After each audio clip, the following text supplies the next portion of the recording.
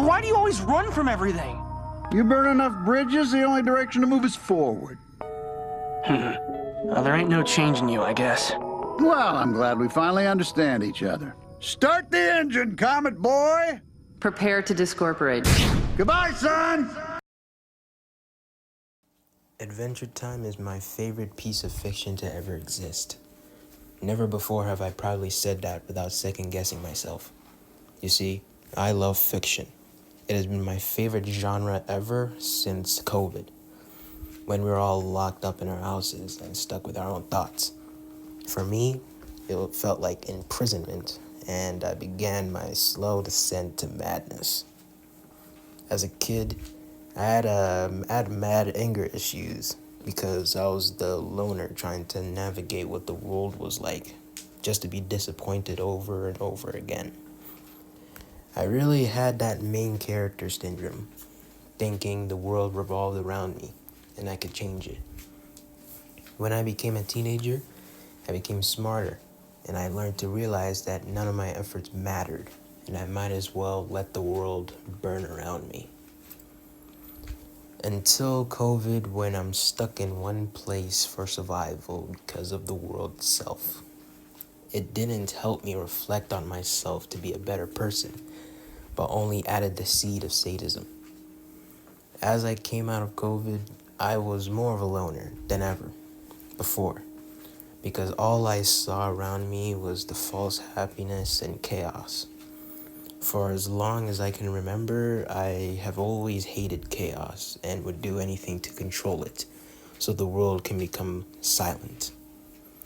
The world was my playground, you could say, my fictional world. So I started watching anime more regularly, like Fairy Tail, Naruto, Dragon Ball, Promised Neverland. These anime were my escapism, until I watched the anime called One Piece. This anime was hope itself to me. One Piece inspired me to love life despite its imperfections. But One Piece itself was such a clutch that I saw that as perfect. And that was the problem. That hope just became unreachable. I never adopted its good lesson because I started viewing the world in black or white. One Piece was all the happiness and freedom from post-COVID that I longed for.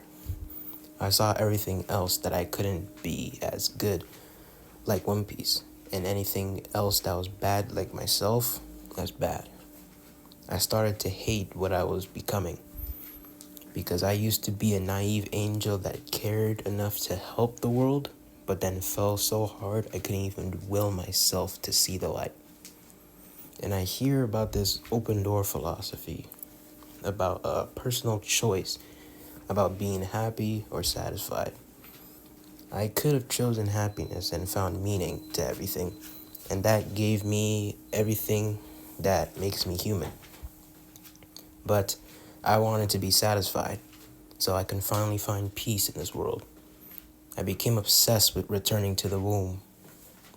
When I was a womb baby, ready to come out in June of 2007, I refused and fought back for weeks until I was born the next month. And then I finally came out. I wasn't surprised hearing that story, because that's exactly how I am. I would fight for my inner peace inside my comfort zone, then be oppressively taken out into this reality. I always wished I could get a second chance to return to the womb and leave the world behind, but it was a desire that I could never regain. There's this trend on TikTok called Hopecore. It's everything that I want in humanity, and it brings a smile to my face, because at least good people get good things, while bad people like me get bad things. But the pleasure that I gained from seeing hope wasn't as strong as my sadism. Bad people deserve bad things, so the act of seeing someone suffer brought joy to me. But I never went to therapy for it, because I didn't want to die happy. Once I grow old, I planned on growing old, despite the desire to return to the womb. You see, I had 3 dreams. 1, was similar to the womb thing, by leaving society and living in the woods, where nature and animals weren't my predators, but what sustained me till this day. I still think it's not that bad idea. 2 was doing what society expects me to do by becoming a professional engineer or architect. They seem fun, which is still my goal for now, since that's what society views as morally correct than the other options. 3rd was destruction. I wanted to see the world burn, an urge that compels me every time I stop acting childish for real. I wanted to return the world to zero and build it anew. Would that make me a terrorist? I don't know, because I'm not fighting for an ideology. I'm just letting my emotions that I have suppressed for decades out. And ever since I turned 15, I have been leaning towards the 3rd path. Other 15-year-olds worry about escaping childhood to start adulthood. If it's getting a girlfriend, starting a business, becoming an activist. But me, well, I had no future to exist in because of the 3rd dream. By 2024, it was the start of the worst part of my life, and the best too. I don't feel like talking about it, but pretty much me and my family had lost our house due to reckless money spending. And by my terms, we were homeless, because it angered me every time my parent would say that we had a home by what I call house hopping. For the 3rd, maybe 4th time in my life, despite the fact my parent put me in that situation, I would never blame them because I blamed life. It was hard, but it was hard to cope. I already viewed life in a nihilistic way, so all I did was cope. But for the 4th time, being homeless was the last time I coped. I had enough and wanted to escape reality once again with anime.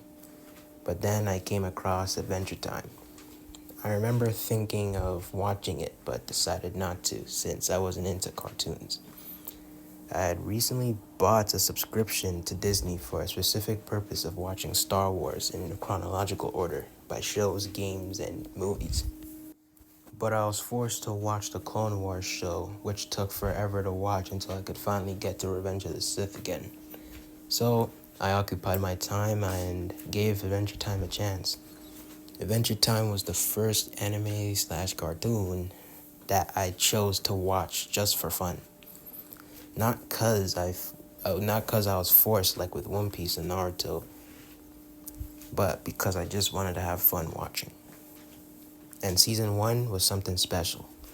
It really reminded me of comedy back in the One Piece days, when I would laugh my ass off to the dumbest jokes, because those jokes were made by family and friends who chose to live life happy. This dynamic in the unconditional happiness way between family was something that I cared the most about in storytelling, thanks to Fairy Tail. So seeing Finn and Jake navigate the boisterous world of Ooh, meeting the coolest characters ever, and having real adventures that I couldn't have, Adventure Time became another form of escapism from season 1 through 4. By season 4, when Finn was laying in his treehouse, hanging on to the little form of hope with Bubblegum's piece of hair, while depressed, only wanting to feel passion and love again, shocked me. Because that's how I felt as well. I started to relate to Finn, as he no longer was a hero that I inspired to be like. And once Finn met and lost and then regained Flame Princess to become his girlfriend, that's when Adventure Time became my best friend. I started to feel what love was like again. Love for myself, love for the world. It made it as if my troubles didn't matter because I had Adventure Time beside me. As I take multiple trains, buses early in the morning just to get to school and make it back to my house hopping location at the time, the show became a masterpiece to me despite its flaws. I didn't view it as perfect like with One Piece because One Piece represented the desire I'd wanted, while Adventure Time represented the growth and development in my life, ready to happen. Adventure Time became a way of life for me. This year, 2025, I even made a personal philosophy called adventurism. It's a little bit more complicated than it sounds, so that's for another video for another day. Back in 2024, I had reached season 6. I was so thankful when I reached season 6 because I loved the show for making season 5 and 6 so long as they were.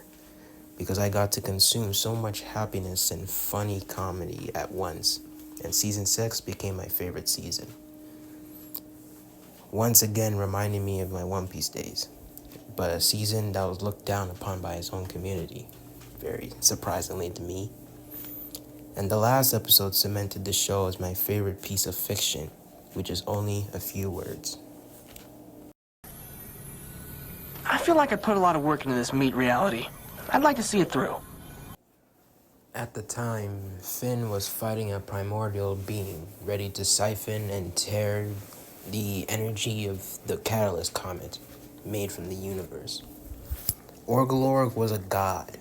The only hopes of the universe were two brothers. Finn, with the help of his mystical and magical grass sword, was able to destroy Orgulorg, a being consumed by his chase to ultimate happiness, but through the satisfaction of the open door philosophy.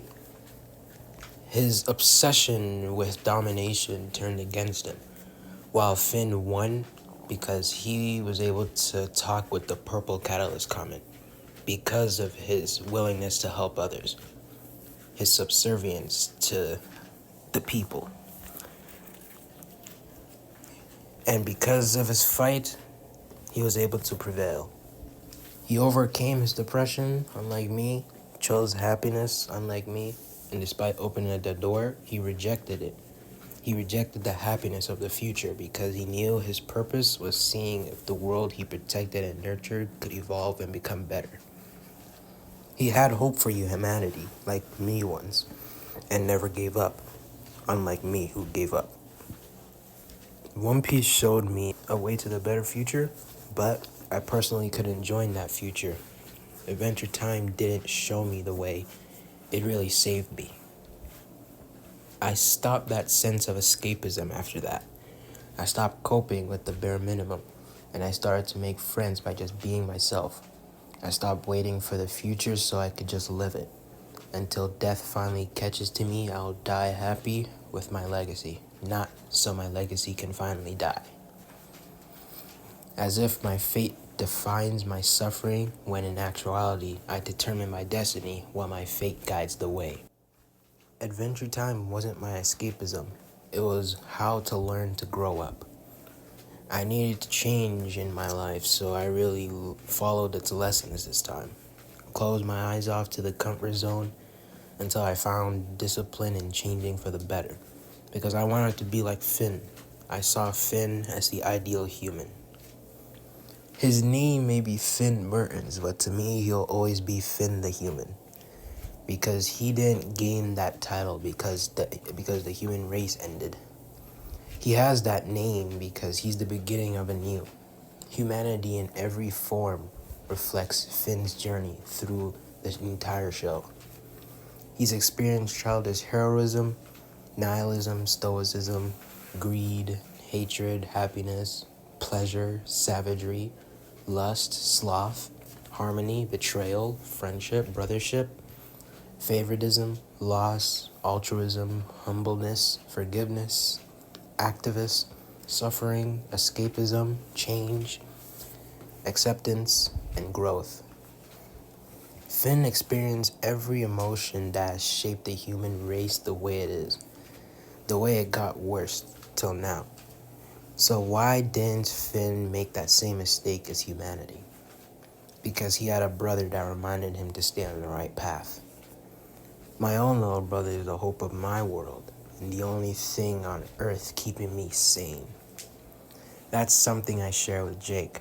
We're both foolish children at heart that want to experience a beautiful world alongside our little brothers, and are extremely proud to see how much our little flowers learn to grow up and do what we can't, bring people together and make people's lives brighter. That's why Finn is special and the ideal human, because he's the most relatable human to ever exist. And he inspires us to accept the beauty of life, to change into what destiny has in store for us, by just having hope and being there for our friends. This theme is expressed by the end of Adventure Time, when the true king of Ooh, Princess Bubblegum, wages war with her family members. No matter what anyone says, this episode was perfect in every way possible, expressing the importance of family through Finn and Jake inspiring Bonnie and Gumball, the importance of accepting suffering to change into a person you want to be, expressed through Finn and Fern, the importance of choosing to be happy with life not satisfied, trying to gain happiness through obsession, expressed through Marceline and Bonnie, the importance of harmony in a vast chaotic world out to get them, expressed through BMO and everyone else, and the importance of taking accountability for the sake of others, expressed through Betty and Simon. And what's crazy is that Finn's the one to teach every single one of them these themes. He's an anomaly that was isekai'd into a land of monsters, mutants, gods, and demons, while he's just a human that effortlessly changes those around them by just being a catalyst of all that is good and beautiful. And I love that the final episode was told through the narration of BMO, a tiny, friendly robot navigating life without true emotions. He's just a kid trying to be a hero, and he proved himself by inspiring Jake and everyone else in the battlefield to fight against Gold. Because that's what Finn taught BMO. And even though BMO is an unreliable narrator, I'm still satisfied with the ending, because everyone got their happy ending. They deserve this all, and because not even BMO's trash memory core can forget a catalyst of change of that scale. Humanity fought off God, but Adventure Time didn't end there. In distant lands, we saw resolutions with not just Ooze individuals like in the original ending, but we actually see the true main character's resolutions. Marceline accepts and loves herself, despite being the incarnation of evil, which allows her to finally accept and give Bottom Bell the kiss. We see BMO's origins trying to be a hero out of curiosity of what life really is, but he fails and only learns true heroism through his new family members in Finn and Jake. And then there was Together Again. I'm sorry, but this was the true ending of Adventure Time, not episode 4. It represented the most important thing that I love about Adventure Time, which was the importance of family. In the time skip, Jake died and Finn was left alone. In Obsidian, he was fine as he learned to find acceptance in it, but he desired to reunite with Jake, not to mope around, so he waited to die because he was obsessed with it. He couldn't see anything but seeing his brother again, and through determination and defying rules of the norms, he found his brother, and together again, they fought all odds, including the biggest odd, the End himself, the Lich. An obstacle that seeks to divide the brothers, but their love was too strong to be separated of those bonds. And eventually, they finally defeat the Lich for good. But Finn wasn't meant to stay in the dead world, clearly as he caused more trouble than anyone has since the beginning of time. So Finn was going to reincarnate into a new life that Finn accepted because he knows life is about change. Something the Lich couldn't understand as he represented the End. So life itself vanished the Lich. And Finn let go of his obsession with Jake, now learning to grow up from childish ideas. But Jake didn't let him go. For a large portion of the series, Jake has represented the desire to achieve nirvana, to gain true happiness. But just like Finn, Jake rejected ultimate happiness from the universe. He wanted to reject nirvana to accept samsara for the sake of following true happiness alongside his brother. Two brothers that learn to grow, change, and find happiness in the smallest things, like just having fun together again. In the end of Adventure Time of Season 10, Jake said that music is powerful. He was right. Music speaks to all of us, to speak our mind freely and express our true selves. And the song that always brings me to tears is this video. That song brings me to tears because it reminds me of how Adventure Time was my best friend that I lost.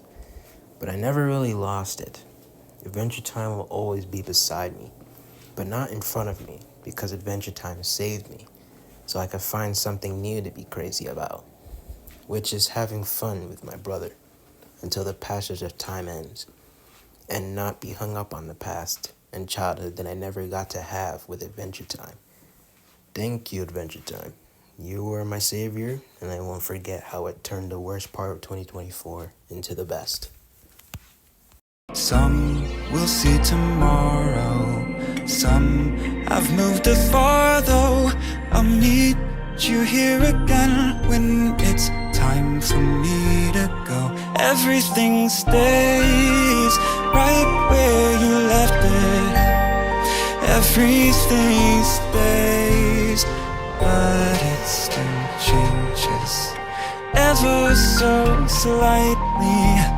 Daily and nightly, in little ways, when everything